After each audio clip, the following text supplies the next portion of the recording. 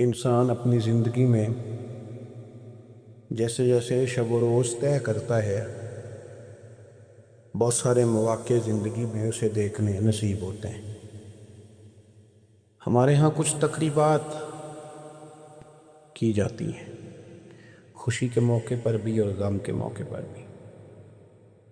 خوشی کی تقریبات بھی پہلے بڑی مختصر، جامع، پروقار اور وزادار ہوتی تھی۔ نکاح کا مطلب ہے دو گواہوں کی موجودگی میں ایجاب و قبول کرنا۔ مختصر سے لوگوں کے بیچ بیٹھ کے نکاح ہو جاتا تھا، مختصر سے لوگ ولیمے کی دعوت کے بعد دعائے خیر پر اپنے اپنے گھروں کو چلے جاتے تھے۔ ہندوستان میں مسلمانوں نے ہندوؤں کو دیکھا کہ وہ مہندی کی رسم کرتے ہیں، اس پر پھر اتنی زیادہ توجہ لوگوں کی بڑھ گئی کہ وہ باقاعدہ شادی کا حصہ بن گئی، باقاعدہ اس پہ بہت بڑا سرمایہ خرچ ہونے لگ گیا۔ پھر اس کے ساتھ ساتھ فی نفس ہی عورت کا ہاتھوں پہ مہندی لگانا تو ناجائز نہیں، لیکن اس میں پھر ایک باقاعدہ تقریب رکھ لینا، پھر مرد عورتوں کا اکٹھے ہونا، پھر ڈھول دھمکہ ہونا، پھر شور شرابہ ہونا، اس کی شریعت قطعاً اجازت نہیں دیتی۔ پھر یہ ہوتا تھا کہ شادی سے قبل جب رشتہ طے ہوتا تھا تو طریقہ یہ تھا کہ لڑکی اور لڑکے کا نکاح کر دیا جاتا تھا اور مناسب وقت پر رخصتی ہو جاتی تھی۔ نبی پاک صلی اللہ تعالیٰ علیہ وسلم نے حضرت سیدہ عائشہ صدیقہ رضی اللہ تعالیٰ عنہ کے ساتھ نکاح کیا اور 3 سال کے بعد رخصتی ہوئی۔ چلے بعد میں لوگوں نے اگر نکاح نہ کیا تو پھر کہا کہ نسبت طے کر دی ہے۔ یہ بڑا سونا، اچھا، صاف ستھرا فکرہ تھا۔ اب باقاعدہ اس نام کو منگنی کا نام دے دیا گیا، اور ہم دوسروں کی چال چلتے چلتے اپنی وزاداری بھولتے جا رہے ہیں۔ دیکھا دیکھی نا لوگوں کی، دیکھا دیکھی۔ میرج حال کا تصور صرف اتنا تھا کہ اب آبادیوں میں جگہ موجود نہیں ہے تو باقاعدہ ایسے ہال بنا لیے جائیں جن میں نکاح آسانی سے ہو جائے، لیکن اب تو مہنگے سے مہنگا حال، اس میں پھر سہولیات، پھر اس میں آسانیاں، پھر کھانے کی بھرمار اور مختلف ڈشیں، یہ سوائے اپنے اوپر بوجھ ڈالنے کے، امیر بوجھ ڈالتے ہیں، غریبوں کو پریشان کرتے ہیں، ان کے بچے دیکھا دیکھی اس چکر میں پڑ جاتے ہیں، حالات سنگینی کا رخ اختیار کر جاتے ہیں۔ منگنی باقاعدہ میرج ہال میں ہونے لگ گئی۔ اللہ تعالیٰ معاف فرمائے تو وہاں بھی مردوں عورتوں کا اختلاط ہے باقاعدہ۔ ابھی اس کا نکاح نہیں ہوا، وہ تو غیر محرم ہے، اس کو انگوٹھی دی جاتی ہے پہنانے کے لیے، اور لڑکا لڑکی کے ہاتھ میں انگوٹھی پہنا رہا ہے۔ ناراض نہ ہونا، حاجی صاحب بھی کھڑے ہوتے ہیں، نمازی صاحب بھی کھڑے ہوتے ہیں، وہ صاحب بھی کھڑے ہوتے ہیں جو مذہبی تقریبات میں آگے آگے دکھائی دیتے ہیں، لیکن یہاں دین ہی نہیں یاد آ رہا۔ کوئی شخص کلام کرنے کو تیار ہی نہیں ہے کہ میاں یہ تو حرام ہے، حرام ہے، اشد حرام۔ جب تک ان کا نکاح نہیں ہو جاتا یہ ایک دوسرے کے لیے محرم نہیں ہے، لیکن کوئی روکنے والا نہیں۔ تقریبات بڑھتی گئیں، بوجھ بڑھتا گیا، بہت بڑا سرمایہ۔ ویسے بھی مسلمان نے کوئی، اس کی تو زندگی بڑی بامقصد ہے، اس نے کوئی یہاں الجھ کے تو نہیں نہ رہ جانا۔ پھر اور باتیں بڑی، سالگرہ ایک پورا وتیرہ اختیار کر گئی ہے، گھروں کے اندر سرائیت کر گئی ہے سالگرہ، ایک پوری تقریب بن گئی ہے، پورا خرچہ لے گئی ہے۔ کیا مسلمان اتنے اپنے آپ کو فضول سمجھنے لگے ہیں معاذ اللہ کہ وہ فارغ ہیں جس کام میں جس کو جو مرضی ایک ماحول بناؤ، اور پھر چلتے طرح طرح کی تقریبات اور طرح طرح کے، یہ فلانا جشن بہاراں آ گیا ہے تو یہ اپریل فول آ گیا ہے تو یہ بیماری نیو ایئر نائٹ کی آ گئی۔ میں نے رات بھی کہا تھا، جس قوم کی بچیاں کشمیر میں روز روتی ہوں وہ جشن منائے گی سڑکوں پہ نکل، جن لوگوں کے بھائی برما میں کاٹ دیے جاتے ہوں وہ جشن منائیں گے۔ او خدا کے بندو، لوگوں نے تو تنقید کر کے چپ کر گئے، تنقید کر کے۔ دیکھو جی عرب شریف والوں نے وہاں سینمے کھلوا دیے، تم تو تنقید کر کے چپ کر گئے نا۔ یہ وہ مقام کرب ہے، یہ وہ مقام خوف ہے جب عرب کی دھرتی پہ عورتیں ناچیں گی تو مجھے بتاؤ نا امام حسین کے دل پہ کیا گزرے گی۔ امام حسن کو کیا اس سے اذیت پہنچی. آپ کو پتہ ہے سیدہ پاک کو کتنی تکلیف ہوگی، مولا کائنات کو کتنی ہوگی، عثمان غنی کو، فاروق اعظم کو، صدیق اکبر کو. تمہیں پتہ ہے یہ عرب کا ملک کسی ایک شخص کی حکومت کی جگہ نہیں ہے، یہ کسی خاندان کا نہیں ہے، کسی قبیلے کا نہیں ہے، کسی سیاستدان کا نہیں ہے. یہ عرب شریف تو میرے نبی پاک کا وطن ہے. اس وطن میں جب گانے باجے ہوں گے، ڈھول ڈھمکے ہوں گے، تماشے ہوں گے، حضور کے قلب نور کو کتنی تکلیف ہوگی. اور ہم ہیں کہ مذاق بنا ہوا ہے. کہاں ہیں وہ لوگ جو روز کہتے تھے موویاں بنا بنا کے غریب لوگوں کو پکڑ کے کہتے تھے یہ فلانی غلط حرکت کر رہا ہے، یہ فلانی. تمہارا فتویٰ غریب کے حق میں اور ہے اور امیر کے حق میں اور ہے. اب بھی تو کوئی 2 ویڈیو بنا دو نا کہ یہاں یہ ظلم ہو رہا ہے. اور جب سال گزرے تو قومیں اپنا حساب کرتی ہیں. اور میرا اور آپ کا سال وہ گزر رہا ہے جہاں قرضہ زیادہ لے لیا گیا ہے، جہاں قومیں گروی رکھی جا رہی ہیں، جہاں ہمارا ہر پیدا ہونے والا بچہ مقروض پیدا ہوتا ہے. لیکن مزاج بن گیا نا، بس مناؤ جو ملتا ہے اسے مناؤ. یہ کس نے شوق پیدا کیا ہمارے بچوں کے اندر روز شادیوں پہ جانے کا، تیار ہو کے جانے کا؟ کس نے شوق پیدا کیا؟ بڑوں نے. نہ مانے بزرگ، بڑوں نے شوق پیدا کیا. ہم نے ابلاغ اس طرح کا کیا او کدی کدی موقع آنا ہوں گا ہے موتے بھی نہ جائیے، ورنہ ہمارے بچوں میں شوق کبھی نہ آتا. ہم نے ابلاغ کیا ہے، ہم نے توجہ دلائی ہے. بچے چھٹیاں کر رہے ہیں، یہ ہم پریشان ہیں ان دنوں میں. پیپر بچوں کے قریب ہیں مدرسے کے، اور چوتھے دن کو بچہ درخواست لے کے آ جاتا ہے فلانے کی شادی ہے، فلانے کی شادی ہے. میرے ابا جی کہا کرتے تھے، تھوڑے سے ہم بڑے ہوئے تو ابا جی شادی پہ جانا ہے تو کہتے تھے جوان منڈے دا کی کام میں بیاہ مت جانے دا. ہم جائیں گے نا تو میری اماں جائے گھر رہو آرام سے. ہمارے پرانے بزرگ اس طرح کی تربیت کرتے ہیں. کہتے تھے تمہارا مطلب کیا، اس شادی پہ تم نے کیا کرنا؟ اور یہاں سارا کام ہی بچے اور بچیوں کو دے دیا گیا، بچے اور بچیوں کو. اور تیار کر کے نہیں جاتا. کسی خاص جگہ پہ کوئی مجبوری ہو جائے، قربت اتنی زیادہ ہو کہ رہا نہ جائے، تو کبھی نکاح پڑھانے کے لیے جاؤں نا تو بس میرے کانوں سے آواز ٹکراتی نہیں، لیکن میں سمجھ جاتا ہوں کہ کیا باتیں گونج رہی ہیں. اور پردہ ہی کر لو تھوڑا سا. وہ کہتے ہیں پردہ، یہ بچی کے نکاح کی مووی نہ بنی تو فلم ہی نہیں مکمل ہوگی. اس خوشی کے موقع پر بھی آپ یہ کہہ رہے ہیں کہ لو جی پردہ کرو اور دوپٹہ لو، تو اتنے پیسے دیے وہ بیوٹی پارلر والے کو، وہ کدھر جائیں گے؟ کون ہیں یہ لوگ سارے؟ میں اور آپ نہیں ہیں، ہم ہی تو ہیں یہ سارے. یہ کس پر تنقید کر کے ہم چپ کر گئے ہیں؟ ہم سارے خود ہیں، اور ہم سب مل ملا کے اس سوسائٹی کا حصہ بنتے جا رہے ہیں. اب تو بھائی وہ مہنگے میرج ہال کے اندر جب میرج ہال لیا جاتا ہے تو ایک سمت عورتیں، ایک سمت مرد، اور بیچ میں پردے کا بندوبست بھی نہیں کرایا جاتا، چونکہ یہ تو دکھیا نوس لوگ ہیں جو پردہ کراتے ہیں. وہ کہتے ہیں لو اتنی تیاری کی، کپڑے دکھانے کس کو ہیں؟ تم پردہ کرا رہے ہو. خدا سے ڈرے. مسلمان ان ابس کاموں کے لیے نہیں ہے. تو اونچے مقاصد کے لیے آیا. تو دیکھنا تیری تو بڑی عظمت ہے. کنتم خیر امۃ اخرجت للناس تأمرون بالمعروف وتنہون عن المنکر. تجھے تو بھیجا تھا کہ تو دنیا میں خیر عام کرے گا، برائی کا ہاتھ تھامے گا. تو کہاں الجھ کے رہ گیا؟ اپنی تقریبات پر تھوڑی توجہ دیں. ایک تو یہ خوشی کی تقریبات، پھر ایک غم کی تقریبات. میں نے اپنے کانوں سے سنا ہے کل 10ویں کا اعلان اکٹھا کرا دیا گیا، اور یہ ٹھیک کیا جاتا ہے ایک ہی دن میں دونوں اصال ثواب کی تقریبات ہو جائیں. اس کا اصل اصال ثواب ہے. اصال ثواب کیا ہے؟ اصال ثواب یہ ہے کہ آپ کو دعا کرنی ہے جانے والے کے لیے، کچھ قرآن مجید پڑھ کے، کچھ اذکار پڑھ کے، کچھ وظائف پڑھ کے اس کی روح کو احسال کرنا ہے. اتنا مقصود ہے. بڑی غور سے مجھے تھوڑا ٹائم دیں گے آپ 2-3 منٹ کا صرف، اور میری بات پہ نا خاص توجہ کریں. خاص بات کرنا چاہتا ہوں. اگر اس میں کھانا پکانا ہے نا تو آپ نے کھانا اس لیے پکانا ہے کہ غریب کو، مسکین کو کھانا کھلائیں گے، اور جو ثواب اس کا ملے گا وہ بھی جانے والے کی روح کو ملے گا. لیکن اگر آپ اس میں دعوت پکا لیں، دعوت رشتہ داروں کی، یاروں کی، وہ تو بھئی دعوت ہے.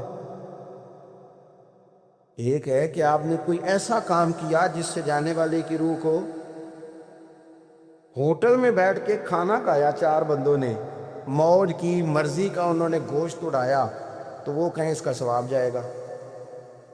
یہ جو دعوت کا لفظ ہے نا، کہ دعوت کی، امیر امیر لوگ سارے اکٹھے کیے، رشتہ دار، دوست احباب، سیاسی سب آ گئے، اب آپ نے وہ دعوت کی اور نام آپ نے ختم شریف کا دے دیا. آپ تھوڑی گہرائی سے سوچیں کہ یہ ختم بنتا ہے؟ ویسے ذہن قبول کرتا ہے کہ یہ ختم شریف ہے؟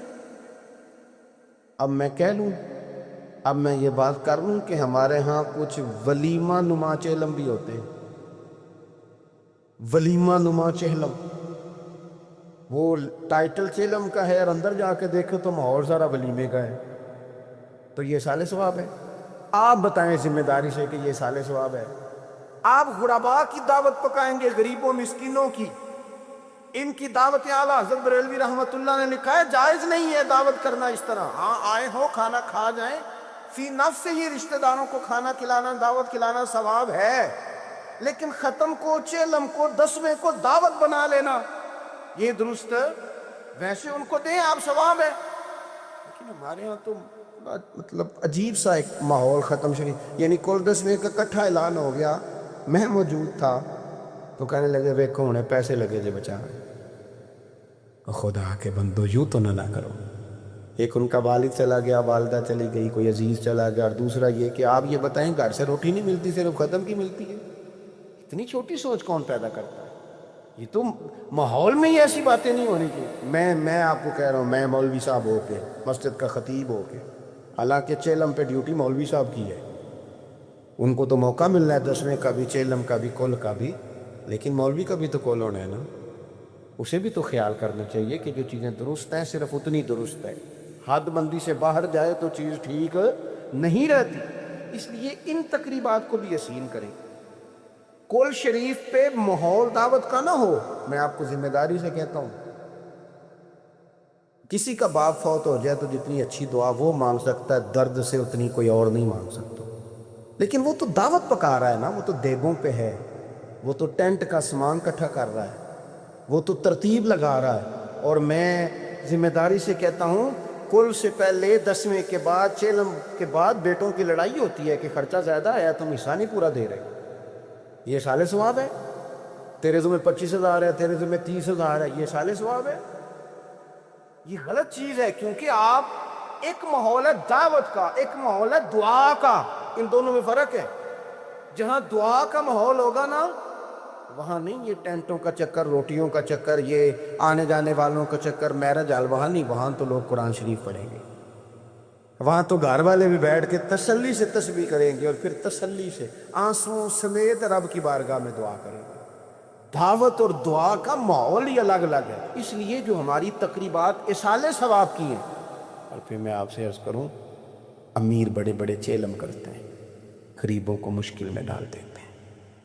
مشکل میں پتہ نہیں بیچاروں کا بیماری پہ کتنا کو خرچ ہو گیا ہے، کہاں کہاں سے قرضہ اٹھایا ہے، کتنی تکلیف صحیح ہے. پھر آپ نے کل شریف پہ بھی بہت بڑا اہتمام کا کہہ دیا، پھر 10ویں پہ بھی کہہ دیا، پھر چہلم پہ بھی کہہ دیا. نہیں، کچھ لوگ زبان سے کہتے لیکن بڑی تکلیف میں آ جاتے، بڑی آزمائش، بڑی ساری دکھ بھرا معاملہ ہوتا ہے. اور میں نے دیکھا ہے، چونکہ میرا شعبہ ہے، میں نے قریب جا کے دیکھا ہے، لوگ سوال جواب کر رہے ہوتے ہیں، جناب آپ کیسے کر کے کریں، کس کو دکھ بتائیں. ایک ماں کے جانے کا دکھ، باپ کے جانے کا دکھ، بھائی کے جانے کا دکھ، اور ایک یہ والا دکھ. نہ کریں یہ کام.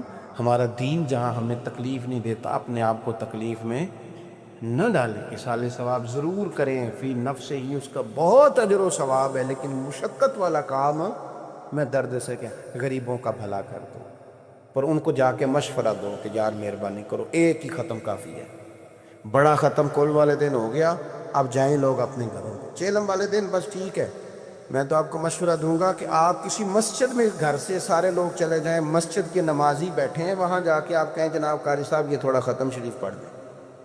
آپ کو بہت بڑا اعلان کرانے کی بھی ضرورت نہیں، آپ ختم شریف پڑھ دیں. دیکھو نا میرے نبی پاک صلی اللہ علیہ وسلم، اللہ کرے حضور کی ادائیں نور بن کے ہمارے دلوں میں اتر جائے اور وہ نہ اندر رہ جائیں ہمارے. یہ دیکھو اصال ثواب. حضرت سیدنا سعد بن معاذ رضی اللہ تعالیٰ عنہ کا وصال ہو گیا، قربان جائیں، نصیب دیکھو. حضور ان کی قبر پر کھڑے ہو گئے. قبر میری تے میرے پیرا جے کر پا میں پھیرا. حضور قبر پہ کھڑے ہو گئے اور پھر نبی کریم نے تسبیح پڑھی، پھر تحلیل پڑھی، پھر تکبیر پڑھی، دیر تک پڑھتے رہے. پھر حضور نے پتہ کیا فرمایا؟ فرمایا تمہارے بھائی کی قبر تنگ ہو گئی تھی، میں نے تسبیح پڑھی ہے تو اللہ نے کشادہ کر دی ہے، کھول دی ہے قبر. تو جاؤ نا ابا جی کی قبر پہ پڑھو نا وہاں اللہ اکبر اللہ اکبر اللہ اکبر، پڑھو نا وہاں جا کے الحمدللہ الحمدللہ وہاں پڑھو جا کے، وہاں جا کے کہو لا الہ الا اللہ لا الہ الا اللہ لا الہ الا اللہ محمد الرسول اللہ صلی اللہ علیہ. پڑھو جا کے وہاں سورہ یاسین، پڑھو جا کے سورہ ملک، پڑھو جا کے وہاں قرآن مجید. دیکھو معاملات ٹھیک ہو جائیں گے. یہ سال ثواب کی ترتیب بنائیں، گھر میں بھی یہ سال ثواب کریں تو ذرا درد سے، ذرا ذوق سے، ذرا اچھی طرح پڑھ کے. لیکن دعوتیں نہ بنائیں کل 10ویں چیلم کو. دعوتیں یعنی مل بیٹھو، کپڑے نئے نکالو، پوری تیاری کرو اور جناب وہاں جاؤ اور جا کے کھانا کھاؤ اچھا سا خوبصورت سا، ساری توجہ ہی کھانے پہ. کیونکہ وہ اس کو پتہ ہے کہ جس طرح شادی میں کھانا کم پڑ گیا تو عزت نہیں ہوگی، اس طرح اگر چیلم پہ کم پڑ گیا تو پھر بھی رسوائی ہوگی. تو جب کھانے پہ لگ جائیں گے تو دعا تو رہ گئی، جانے والے کا فائدہ نہ ہو سکا. دو ایک باتیں مزید اسی عنوان پر. اللہ تعالیٰ نے قرآن مجید میں یہ فرمایا کہ قُلْ بِفَضْلِ اللَّهِ وَبِرَحْمَتِهِ فَبِذَلِكَ فَلْيَفْرَحُوا. اے محبوب علیہ السلام آپ اپنے غلاموں سے فرما دیں کہ جب اللہ کا فضل اور اس کی رحمت ملے تو پھر خوشی منایا کریں، اظہار مسرت کریں. امام فخر الدین رازی رحمۃ اللہ علیہ نے یہاں ایک بات لکھی ہے جو بڑی خوبصورت ہے اور بڑی سمجھنے والی ہے. امام رازی رحمۃ اللہ علیہ فرماتے ہیں کہ یہ خوشی اس لیے نہیں منانی کہ انعام ملا ہے، خوشی اس لیے منانی ہے کہ رب کی طرف سے ملا ہے. خوشی اس لیے منانی ہے کہ محبوب نے دیا ہے. تو جب محبوب دے نا، وہ چند دن پہلے بڑا لطف آیا، بس ایک بات ہے بھولتی نہیں، سے ثبوت نہ منگو میں تھوں نظر کرم کا دھوئی. اے میں جانا یا دل پر جانے غیر نہ جانے کوئی. یہ اس لیے خوشی منانی ہے کہ نظر کرم ہوئی ہے، اللہ نے نوازا ہے. تو اب جب اس لیے خوشی منانی ہے کہ اللہ نے دیے تو پھر خوشی بھی وہی منانی ہے جس سے اللہ راضی ہو، اسی انداز میں رہنا ہے جس میں رب رسول راضی ہو. تقریبات میں 2-3 چیزوں کا خاص خیال. ایک تو خرچ حد سے زیادہ نہیں ہونا چاہیے، اعتدال کے ساتھ خرچ کریں، فضول خرچی سے بچیں. ہماری شادیوں میں اتنا زیادہ خرچ ہوتا ہے، اتنا زیادہ خرچ ہوتا ہے، اور یہ کیونکہ ہماری طبیعت ہے نا، ہم کسی نہ کسی بات میں اپنے آپ کو خود بخود ایموشنل کر لیتے ہیں. میرا پہلا منڈا ہے تو میں زور لانا ہے، سارے چاہ کرنے. پھر میرا آخری ہے تو ہن بھی میں سارے چاہ. او دیکھو جی آخری شادی ہے، او یہ آخری نہیں ہے میرے بھائی. کس نے آپ کو کہا؟ دعا کریں نا اللہ بیٹے کو بھی بیٹے دے، اللہ بیٹے کو بھی بیٹیاں دے، ان کی بھی شادیاں ہوں تو آخری تو نہ ہوئی.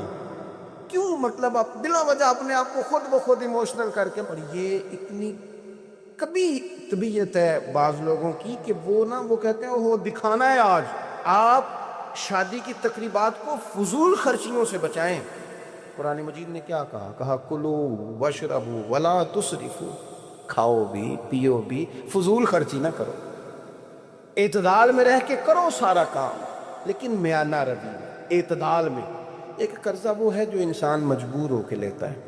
کوئی مجبوری آ گئی، کوئی تنگ دستی آ گئی، کوئی نقصان ہو گیا، ایسے مقروض کے ساتھ تو نبی پاک صلی اللہ تعالیٰ علیہ وسلم نے نا اظہار ہمدردی فرمایا ہے. ایسے مقروض کو مہلت دینے کا کہا ہے جو مجبور ہو کے قرض لیتا ہے. حضور صلی اللہ علیہ وسلم نے فرمایا اگر تم نے کسی شخص سے قرض لینا ہے اور وہ تنگ دست ہے تو تم اسے مہلت دو. تم جتنے دنوں کی اسے مہلت دو گے نا، اور جتنے پیسے تم نے لینے ہوں گے اتنے ہی پیسے روز اللہ تمہیں صدقہ کرنے کا ثواب عطا فرمائے گا. اظہار ہمدردی کیا. اور کریم ہے نا محبوب، لجپال ہے نا محبوب، عطائیں کرنے والے ہیں نا محبوب. کون دیتا ہے دینے کو منہ چاہیے، دینے والا ہے سچا ہمارا نبی. اور مانگیں گے مانگے جائیں گے، منہ مانگی پائیں گے. سرکار میں نہ اللہ ہے نہ حاجت اگر کی ہے. حضور فرماتے ہیں ابن ماجہ میں محبوب کریم علیہ السلام کا فرمان موجود ہے محبوب فرماتے ہیں میں مومنوں کی جانوں سے بھی زیادہ قریب ہوں، اگر میرا کوئی مسلمان مومن میرا امتی فوت ہو جائے اور اس کے ذمہ قرض ہو تو مجھ سے آ کے لے لینا، میں اپنے امتی کا قرض ادا کر دوں گا۔ اور حضور سید عالم صلی اللہ تعالیٰ علیہ وسلم، میں پھر کہہ رہا ہوں، اس میں کئی روایات آپ کے سامنے رکھ سکتا ہوں۔ حضرت ابو امامہ رضی اللہ تعالیٰ عنہ انصاری صحابی ہیں، فرماتے ہیں میں بڑا پریشان تھا اور مسجد میں بیٹھا تھا۔ قرض بہت بڑی اذیت ہے، مقروض قیدی ہے، صحت ہونے کے باوجود بیمار ہے، گھر ہونے کے باوجود بے گھر ہے، ساری آسانیاں ہونے کے باوجود تکلیف میں ہے چونکہ مقروض ہے، ہر وقت کی اذیت ہے، ہر وقت کی ٹینشن ہے۔ حضرت ابو امامہ رضی اللہ عنہ فرماتے ہیں میں مسجد میں بیٹھا تھا، قربان جائیں نبی کریم علیہ السلام تشریف لائے اور محبوب کے میٹھے اور مد بھرے جملے، کک سواد نہیں مشری اندر اسی کھنڈا می چک ڈٹھیاں، انہاں ساریاں شیواں نالوں گلاں سجن دیاں مٹھیاں۔ محبوب نے فرمایا ابو امامہ کیا بات ہے یار، یہ وقت نہیں مسجد آنے کا، اور اس وقت کے اندر میں تمہیں مسجد میں دیکھ رہا ہوں، اس وقت کیوں بیٹھے ہو؟ عرض کرنے لگے حضور مجھے قرض نے پریشان کر دیا، آزمائش میں آ گیا، حضور کیا کرو؟ تو نبی کریم نے فرمایا میں تمہیں دعا سکھاتا ہوں۔ حضور نے دعا سکھائی، کہاں پڑھو اللہم انی اعوذ بک من الہم والحزن واعوذ بک من العجز والکسل واعوذ بک من الجبن والبخل واعوذ بک من غلبۃ الدین وقہر الرجال۔ فرمائے اس دعا کو پڑھا کرو، اللہ خیر کر دے گا۔ حضرت ابو امامہ فرماتے ہیں لوگوں میں نے یہ دعا پڑھی، میرے نصیب دیکھو، پڑھی میں نے پر سیکھی میں نے ڈائریکٹ حضور سے۔ میں نے یہ دعا پڑھی، اللہ نے میرے قرضے بھی دور کر دیے اور میرے غم بھی سارے دور کر دیے۔ ہمارے تو وظیفے میں اعلیٰ حضرت نے اس دعا کو شامل کر دیا، فرمایا اسے پڑھو، صبح بھی پڑھو شام بھی پڑھو، غم بھی دور ہوں گے، قرضے بھی دور ہوں گے۔ اور یہ روایت سنن ابو داؤد شریف میں موجود ہے۔ عزیز بھائی، نبی پاک اظہار ہمدردی کرتے، لیکن جو بندہ جان بوجھ کے قرضہ لے، جان بوجھ کے قرضہ لینے سے مراد کیا ہے؟ شہرت کے لیے، دکھاوے کے لیے، زیادہ خرچے کرنے کے لیے، مہنگی شادی کرنے کے لیے جو بندہ قرضہ لے، اس کے بارے میں پتہ ہے رسول کریم صلی اللہ تعالیٰ علیہ وسلم نے کیا فرمایا؟ محبوب فرمانے لگے یہ المستدرک میں موجود ہے، ذرا لفظ دیکھیے گا حدیث کی۔ حضور فرمانے لگے میں کفر اور قرض سے اللہ کی پناہ مانگتا ہوں۔ میں کہہ چکا ہوں کہ شارحین حدیث نے لکھا یہ وہ والا قرض ہے جو بندے نے شہرت کے لیے لیا، خرچے بڑھانے کے لیے لیا، مہنگی شادی کرنے کے لیے، دکھاوے کے لیے کام کرنے کے لیے، مجبور نہیں تھا، جان بوجھ کے لیا۔ حضور فرمانے لگے میں کفر اور قرض سے اللہ کی پناہ مانگتا ہوں۔ تو صحابی نے عرض کی یا رسول اللہ آپ قرض اور کفر کو برابر کر رہے ہیں، ایک جگہ ذکر فرما رہے ہیں؟ تو حضور نے فرمایا ہاں میں ایک جگہ ذکر کر رہا ہوں، میں ان دونوں کا ذکر اکٹھا کر رہا ہوں، کفر اور قرض۔ اتنی بڑی بات، اعتدال میں رہیں، کم سے کم قرضے، اور یہ سارا کچھ ہو سکتا ہے، کوئی مشکل کام نہیں ہے۔ دوسری بات، ایک تو شادی میں خرچ کم سے کم کریں تقریبات میں، اور دوسری بات یہ کہ تھوڑا سا نا پردے کا اہتمام ہو۔ میں کوئی تنقید نہیں کرتا، طنز نہیں کرتا، چونکہ ہماری بہنیں مائیں بیٹیاں ہوتی ہیں، ہم نے انہیں سمجھانا ہے۔ ان کو ذرا سمجھائیں، ان کو یہ بتائیں کہ قیمتی چیزیں جو ہوتی ہیں وہ پردوں میں ہوتی ہیں۔ ہمارے گھر میں 20 تولے سونا پڑا ہو تو ہم نے کبھی نہیں باہر نکل کے بتایا کہ پڑا ہے، کیونکہ قیمتی ہے نا تو پردے میں رکھا ہوا ہے، اس کی چابی کا بھی ہم خیال رکھتے ہیں کہ کہیں گم نہ ہو جائے۔ اسی طرح ہر کتاب کو غلاف نہیں چڑھتا، صرف قرآن پاک کو چڑھتا ہے۔ انہیں بتاؤ کہ ساری بیویاں پردہ نہیں کرتی، صرف سیدہ عائشہ صدیقہ کی کنیزیں کرتی ہیں، صرف سیدہ فاطمہ کی کنیزیں کرتی ہیں رضی اللہ تعالی عنہما۔ تھوڑا سا نا پردے کا اہتمام۔ شادی بیاہ پہ تو بالکل ہی معاملہ گڑبڑ ہے، اور پوری تیاری کر کے عورتیں معاذ اللہ آ جاتی ہیں، اور یہ تو روکنا ہے ان کے ورثاء نے، ان کے جو ولی ہیں۔ عورت نے جو بناؤ سنگار کرنا ہے وہ تو گھر میں اپنے خامد کو دکھانے کو کرنا ہے، تو وہ گھر میں کرے جب اس کو ضرورت ہو، لیکن اس طرح سے لے کر کے اس کو بیاہ میں جانا، شادی میں جانا، مہندی کی تقریب میں جانا، یہ نہ عقلاً ٹھیک ہے، نہ نقلاً ٹھیک ہے، نہ تہذیب کے طور پر ٹھیک ہے، نہ سوسائٹی میں مہذب لوگ اس طرح کا کوئی کام کرتے ہیں۔ سنو نبی پاک صلی اللہ تعالیٰ علیہ وسلم نے ارشاد فرمایا شرک کے بعد جو سب سے بڑا گناہ ہے وہ بدکاری ہے، بے حیائی ہے۔ اور نبی پاک علیہ السلام نے فرمایا کچھ عورتیں ایسی ہیں جو لباس پہن کے بھی ننگی ہیں، فرمایا یہ وہ عورتیں ہیں جنہیں اللہ تبارک و تعالیٰ جنت کی ہوا بھی عطا نہیں کرے گا، خوشبو تک نہیں ملے گی۔ ان کو یہ سمجھائیں۔ یہ آج کل بڑا عروج ہے شادیوں کا، خواتین مہربانی کریں، اپنے اوپر رحم کھائیں، نہ اللہ کی نافرمانی مول لیں۔ ماؤں بہنوں بیٹیوں، پھر روتی ہو، دکھ سناتی ہو، کہتی ہو بڑی ساری آزمائش میں ہے، تو اگر تکلیف میں ہو تو پھر تو رحمت والے کام کرو نا۔ بندہ تکلیف میں بھی ہو، دکھوں میں بھی، اور کام عذاب والے کرے تو اسے کس طرح کر کے آسانی میسر آئے گی؟ اس لیے شریعت اسلامیہ کے دائرے کے اندر وقت گزارے۔ تیسری گزارش تقریبات کے حوالے سے، تیسری اور آخری یہ ہے کہ ہم نہ شادی ہو، بیاہ ہو، کوئی بھی معاملہ ہو، ہمارا یہ مزاج بن گیا ہے کہ ہم نہ تعلقات نبھاتے ہیں،